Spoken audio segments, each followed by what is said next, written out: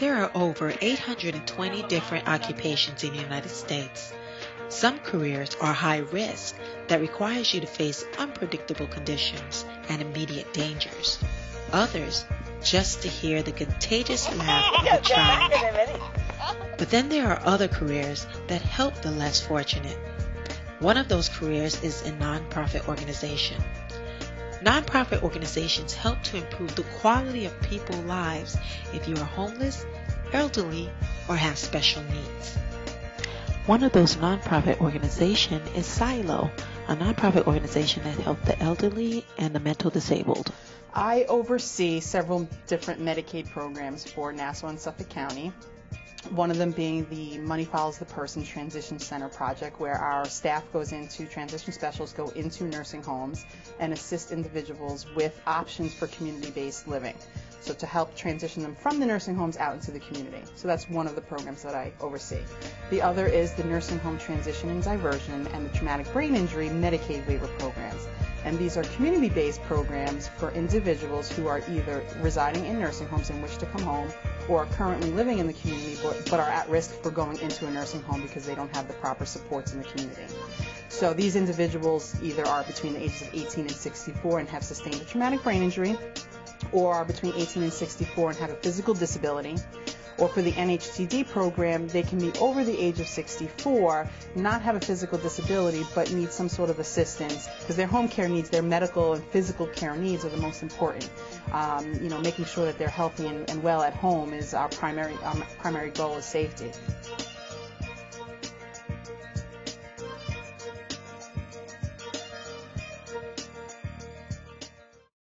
I remember one person that kind of, touched on me because it touched the service coordinator agency so much, where we had tried so long to get this gentleman home, probably well over a year, because trying to locate housing, set up the services for him, that he finally came home. And I get a call on a Sunday from the service coordinator. She's crying, she's so upset, she's at his apartment, he had passed away. And this was probably maybe 2 or 3 months after we finally got him home, and one of the things that the family had said to her was, because she was so upset, she was like, oh no, I just got you home, things were going great. And the family had said to her, which I reiterated to her, is like, you gave him his last wish. He got to die outside of the nursing home. He wanted to be home, he didn't want to be in the nursing home anymore, and we were able to give that to him. The Economic Opportunity Council of Suffolk, Inc., better known as EOC of Suffolk, is a nonprofit organization that promotes the goal of self-sufficiency by broadening the minds of children, revitalizing communities, and assisting families and children in their need through coordination of available federal, state, local, and private resources.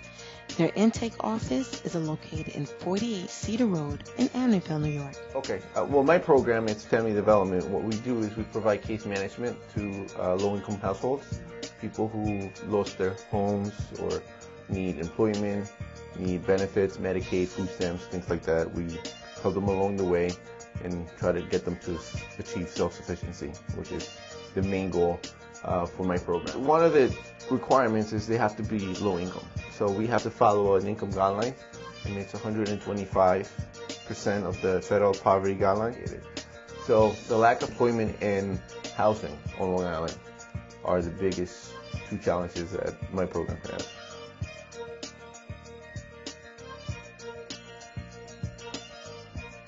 People, it's just a natural thing in life. At some point you're going to hit a roadblock. It's something, you might lose your job. There's people out here that can help you. You don't have to do it on your own. They might not know what resources they're entitled to, what's out there for them. We know what's out there, so anybody that needs assistance can just give us a call. If we can't provide the services ourselves, we can actually make a good referral, depending on what the situation is. But there's somebody here to help, that's for sure. So that's what I would say. All right. It's actually kind of tight in here, but if you want to walk in, we have some food here. It's actually, the food pantry was actually meant to be for our family development clients. It wasn't really supposed to be a food pantry for the community. It was really to supplement the food of our own clients, but then it just became a community thing. So now anybody in Amityville can come and have access to it, even if they don't have a family development case with us. So if you can tell, it's basically canned goods, nothing major. Rice, spaghetti. We have some clothes that was donated over the holidays. But yeah, it's pretty small, nothing major. It's not as big as other food pantries in the area. While EOC used their resource to develop skills and knowledge, at their location at 31 West Main Street in Patchogue, New York, is where they have their transportation program for those that have HIV or mental disabilities. Transportation could be used for dental appointments, medical appointments, some legal, not, only to Nassau and Suffolk law, to be specific. And we do also mental health. Yeah, we do have a couple of challenges. One of them, of course, is money. So limited funding does limit us to put restrictions on client trips on a monthly basis.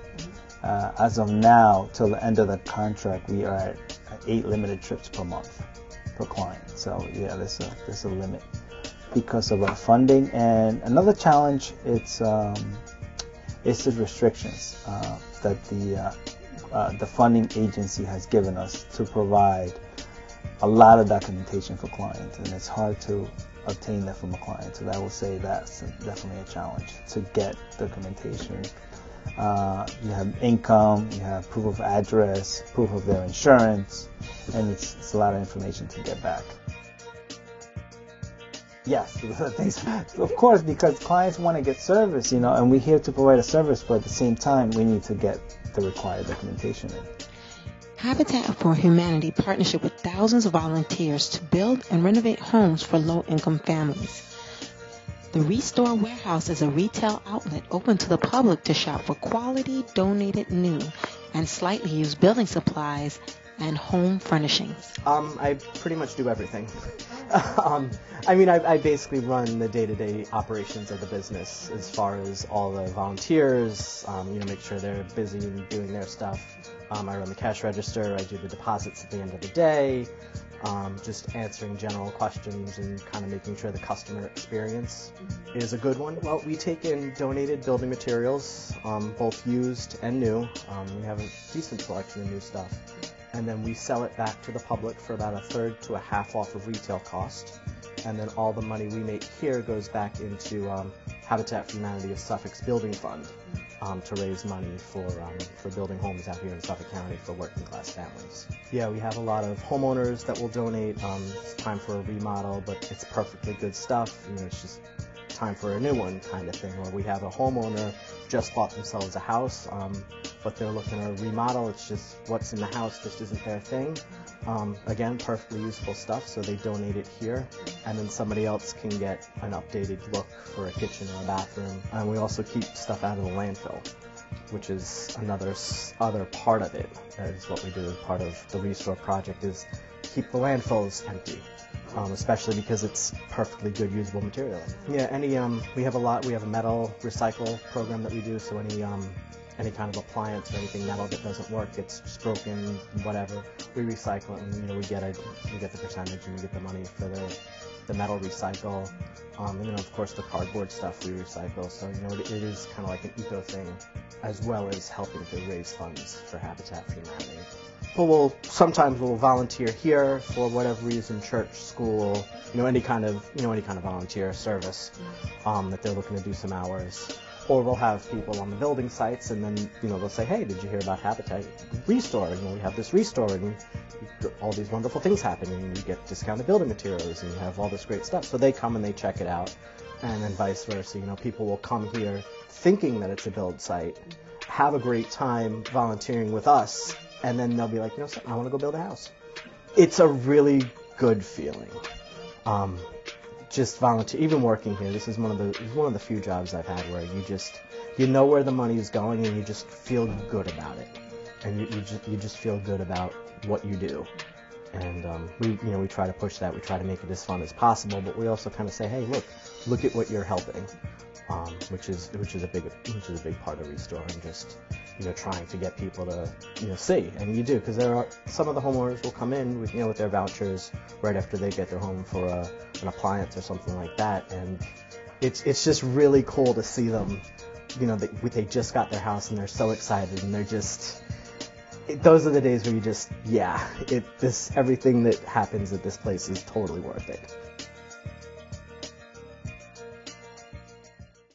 Mercy Haven provides both temporary and permanent housing and supportive services to those in need on Long Island.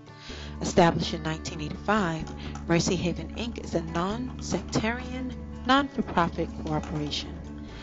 They work to create a community where diversity and inclusion are valued and individuals reach their full potential. I am responsible for all of the fundraising and marketing for the agency. So I organize our events, like our golf outing and our gala event that we're having this fall to celebrate our 30th anniversary. And then I also do all our marketing publications, like our newsletter, annual report, e-newsletters. We maintain the website, the Facebook page, lots of different things. All right, so I would say the challenges in my position as the Director of Development are getting the message out to as many people as possible. And then also, there's a stigma around mental illness. And people don't like to talk about it. It makes them uncomfortable. And so sometimes we need to get over that stigma to let people know what we do. At various times during the year, we have collections for food. We accept donations of maybe sometimes furniture and things like that to help our residents out when they need it. So we also have a lot of volunteer opportunities for people. We have a community garden in Brentwood where people can come and help us maintain that garden, and 10% of that produce gets donated to food pantries in the area, and then the rest of it goes to the people who are tending those garden beds, which are typically people from the Brentwood community who are in need of that kind of fresh produce.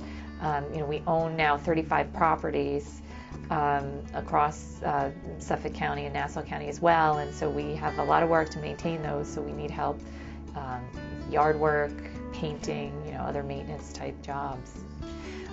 We do receive state grants to purchase new properties, to rehab those properties and bring them up to snuff, as they say, and get them ready for people to move in. And then we also do get some grants from the state to service those families who then move into the homes. But we do have about 10% of our budget, or about $650,000 a year, that has to be fundraised for. So we do that by those events that I mentioned. All the proceeds to our events go to these programs that aren't funded.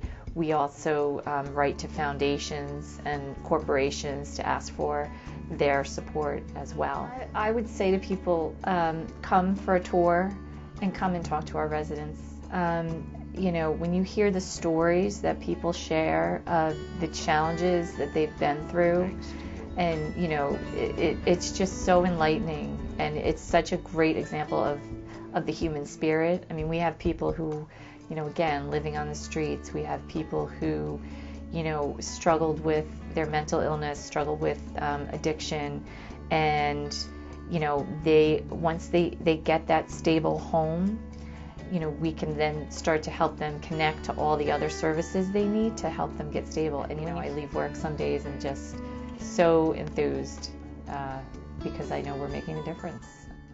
Since I've been living with Mercy Haven, my life has just begun for me. I arrived at Mercy Haven a broken, beaten individual. There was nowhere else to go for me. And Mercy Haven is a great advocate of the broken down, the broken hearted, the broken spirited. She's also the finest advocate of people who are homeless, and she takes special care and gentleness towards people that are mentally ill. I'm as happy as I've ever been in my life. Thanks to you.